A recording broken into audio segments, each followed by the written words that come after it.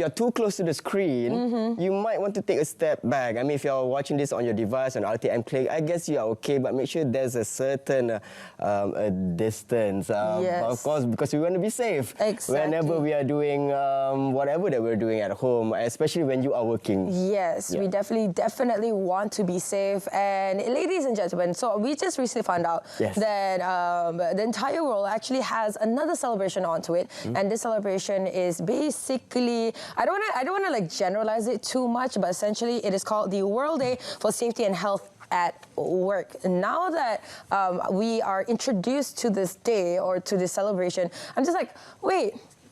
Yeah, are we actually practicing, you know, being safe at work? And what does being safe mean at work? I think for us, it would be that we have to take care of our vocal cords. We have to make sure we don't trip around the studio. There are things like that, ensuring that, you know, whatever equipment that we have on the studio, like for example, the wires are not, in Malay they call it bersepah, you know, it's not put around the studio. Make sure that we don't trip on the wires, but that is in the studio. What about our workers who are working at heart, working really hard to build our buildings, to, you know, take care of, like for example, I think we were talking to our guests, handling chemical in the lab and all that. So yeah, ladies and gentlemen, we don't want to ramble on too much, Nabil. Yes. Let us introduce our guests. Let us do that. So let's welcome Mr. Andrew Anthony Joseph ARUL, who is consultation trainer. He just got back from Kuwait, actually. I'm guessing you were conducting some trainings outside of the country. So welcome to the show. Thank you. I mean, first of all, maybe you can explain to us, what does safety at work mean? Okay. Actually, the day that we are commemorating today, some years ago, there have been major accidents in the past experience of working culture. And those owners or bosses of an industry, they valued these people. And they commemorated a day, especially for them. But it was not well received. Some people take it in a positive way. Some take it in a negative way, like you're bringing back memories to the affected families. But then ILO stepped in 2003 with some pressure from the trade unions that they should start remembering people who have died of accidents or who have got into contact with diseases because of occupational. So they have declared that April 28, 2003 officially as a day for World OSH Day. They call it Occupation Safety and Health Day.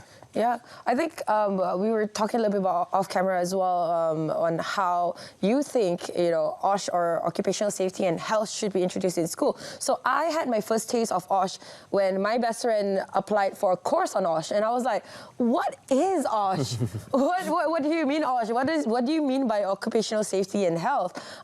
So now that, you know, we're older and all that, and I like think about it, I'm like, yes, we should, like you said, commemorate or remember back this tragic incidents, and not to bring back bad memories, but as a reminder that, hey, this is something that happened at work. This could potentially happen to anybody else. So we want to prevent this from happening, right? Exactly. Can you just please explain or elaborate a little bit on the theme this year? Because I find the theme this year to be very interesting, given how our weather has been in Malaysia recently. Okay. Yeah, so I want to relate that back to our current, and then we're going to bring up the next question. So can you elaborate the theme? Okay. Actually, weather is an environmental problem, but the impacts of climate change is how it's going to affect the occupation safety and health.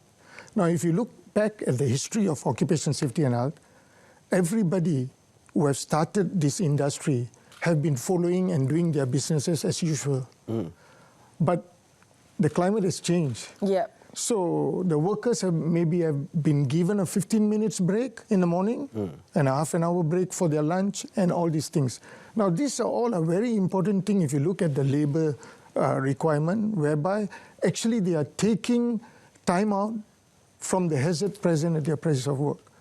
But what do we, in fact, I think even you guys will practice this. If you have a tough day in your workplace, you may skip your lunch. But the idea of giving you that break time is not because of anything else. It's just to take you away from the hazard. Now, in safety, there are two types of hazards. Acute and chronic. Okay. What's the difference between the two? Acute, you can see. Ah. Acute, you can see. Something falling on my head, something's going to knock me. Yeah. Yep. But chronic issues which are caused by occupational illness, such as your posture, you've been sitting in your office for the same time, your eyesight is affected to the computer, you've been using your computer for a long time, you know, and your wrist, they say carpal tunnel syndrome, and this kind of... Yeah, even people who work in the office also face the health. So many people, when we talk about occupational safety, they have a different understanding. It's about actually the caring of the employer towards his employees. And of course, the employees have to have their responsibility as, look, what is my responsibility to create a safe environment in my place of work? Now, the most employer can do, he can give you a safe system of work. But at the moment of application, it's done by the employees. So, as you all know, I think the new act has come and it's going to be effectively come into play in June the 1st of, that's about a month from now. And I think it has got responsibility of the employer, employees. And nobody now can say, I don't know. Yeah. Okay? So, the most important thing is prevention. We want to prevent. Now, only way you can prevent is when everybody have their self-realization of what they are handling. Now, many a times, people don't even know. Okay, I've done a lot of accident investigation, whereby the worker don't know that this will be the cause or concern, or this will be the impact if I don't follow this instruction. So in that case, I'm wondering, like, who is at fault here? Is it the employers who have not furnished their employees with the right information, or is it just the employees being ignorant? It's a good question. We have behavior. Okay, we have behavior. Now, behavior is one thing that's very unpredictable. You see, for example, I've been asked to come to the studio and I see a nice, beautiful cactus. When we're going to have a break, I'm only supposed to see, but not to touch. But my behavior mind says, hey, what is it? Huh? Is it... and it challenges you to want to touch, right? So you... Now, Joey just said she comes from adult background. You can have an 18-year-old guy or a 17-year-old guy or a 16-year-old guy to come into working culture. Now, they still have the desire, the childhood character. The curiosity, right? Yeah. What is a sensor? When the boss, the supervisor says it's a sensor, do not touch. The sensor must not be fiddle. But for him, he'd say, what happens if I fiddle? And that's where the machine may cut him. Right. So behavior is one task that we need to look at. Oh, that's actually interesting. Yeah. So this is what that where I'm looking at how schools could play a pivotal role into bringing a good safety culture in the working environment. And so when you say about climate change, there are many things that you need to look at. Last time, as I told you, it was 15 minutes break. Yeah. Today, the 15-minute break may not be sufficient. And there are some processes, trust me, you have not seen some processes, the operator cannot leave his line. Because once he or she vacates the line, there is a distraction. I mean, when the conveyor or some processor or some product comes out, so they have to be there. Now, there's certain conditions where you're not supposed to take your drink to your place of work. You have a cabinet or your locker has been given to you. Yeah. So for me to go to my locker is now I'm restricted. Now, that was the SOP, Standard Operating Procedure, then, when they first started the business in the 50s, 60s, 70s, even at 80s. But today, that SOP may not have been reviewed. A simple SOP may not have been reviewed. Now imagine this guy who's now thirsty with the current climate change, temperature, he may need to have a break. But the SOP says you're only allowed to go with your break time. Other than that, you stay put. I'm just giving an example, yeah? True. So what happens now? He has to keep his thirst. Yeah. He has to keep it at bay. And not talk. Yes. He might get distracted thinking about how thirsty he is, right? And imagine if he has some other chronic illness that we do not know or the employer don't know, and he collapses at a place of work. So it can be a contributing factor. So that is why the new law has said that primary focus of an employer is to carry out HIRAC. Okay. I don't know if you guys know about what is HIRAC is. Hazard identification, risk assessment, and risk control. Now, every workstation have to be done of this HIRAC. So when this has been done, then the employee will be told what is your risk factor. And when they are doing this HIRAC, everybody participate. The person who's working, the person who's involved will be involved in the carrying out of the HIRAC. So I would encourage that the employee now, or to my understanding, that he knows what he's working at. Okay? If without this law, it was like I can do what I want. Right. Sure. Wow. They're gonna That's a lot remind- to think about. Exactly. You're giving me a lot of, I'm going through a lot of thought, and I'm just now trying to track back at all of the places I've worked at and thinking about, did they even do a safety briefing for me when I started work? Exactly. Is there, so is it common or is it uncommon for, especially here in Malaysia, because you've been, like you said, you've been all over. I just want to focus here in Malaysia for a little bit.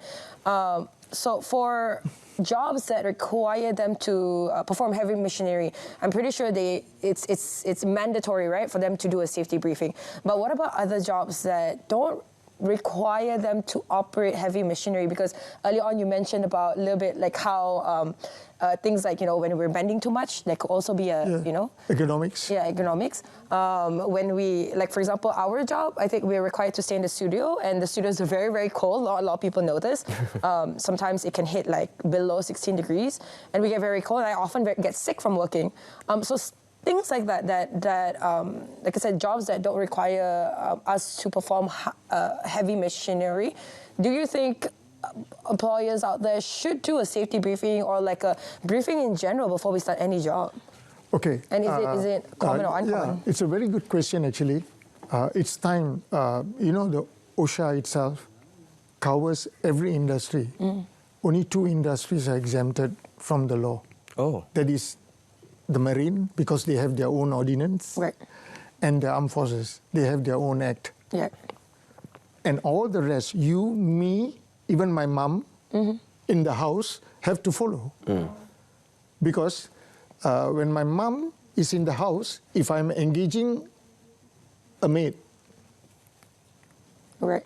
so I need to brief her what need to be done. Because when something happens, today, big hoo-ah with all this social media, and they ask, what responsibility have you taken to employ and your responsibility towards your employee? Yeah. So all this plays a role. Even you engage a construction worker to do some work in your house, you need to brief. For example, you engage me. Now, the problem with us is our culture. Our culture is we want it cheap. Oh, yes.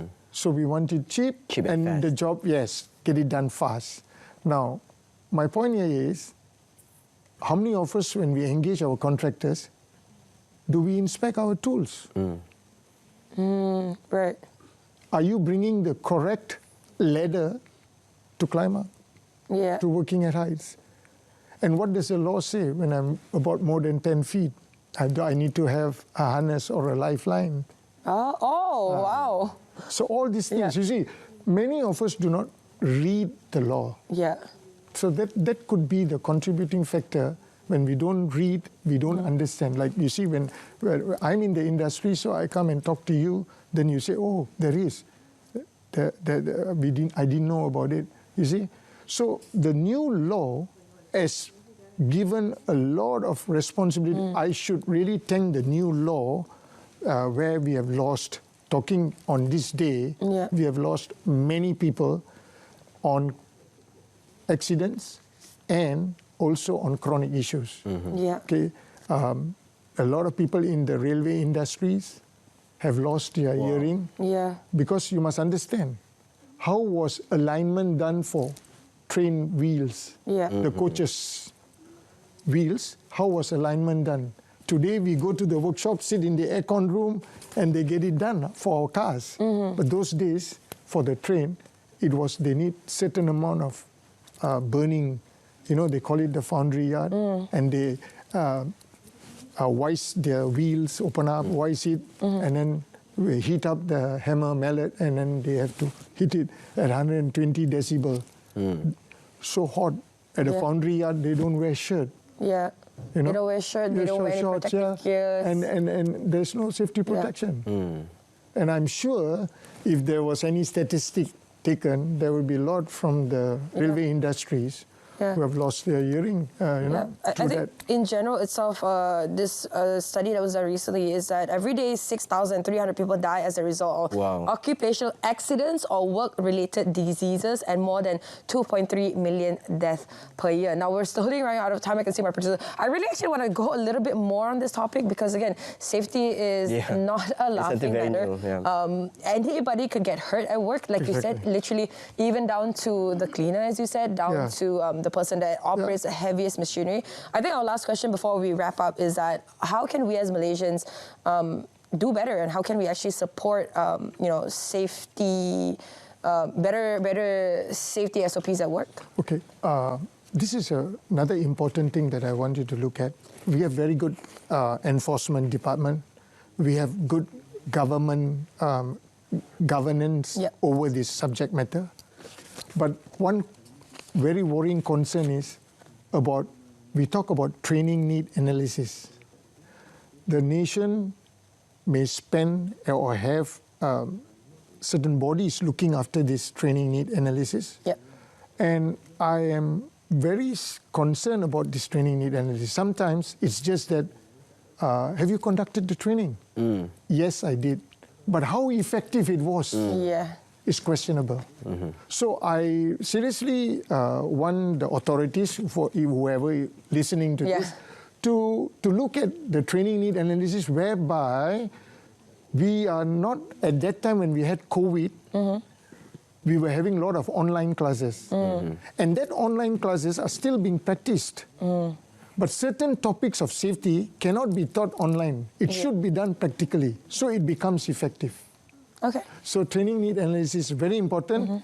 And please remember, also schools, I hope it will be introduced to schools. Dato' Fazlina Sidek, she's listening to me, that OSH in school should be brought as a subject, so that these people, when go into working industry, they could be a good contributing employee to its employer. All right, thank you so much, Mr. Andrew Anthony Joseph ARUL. Definitely a lot of experience coming from you, and it is a topic that is not talked about a lot, and it's good to immerse ourselves in this discussion today. Maybe if you are an employer, maybe take some precautions for your employees, because it seems like the numbers are really, really high. It's crazy. And we do not want to lose more people.